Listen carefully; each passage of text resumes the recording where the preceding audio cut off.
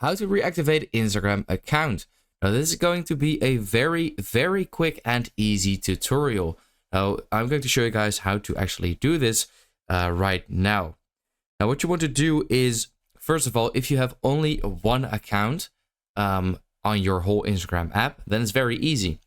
Because when you deactivate your account, all you basically want to do in order to reactivate it is log into it.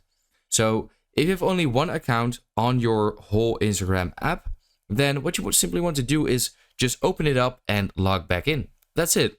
If you have multiple accounts though, then you want to go ahead and log into another account, right? So I over here have an account and I want to log into another account that I have deactivated, for example.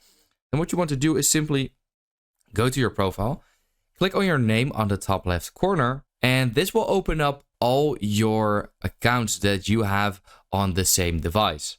Now, if you scroll all the way down, you can actually see add account right over there. So you want to click on there. Now, unfortunately for me though, it says can't add account. You already have the maximum number of accounts active.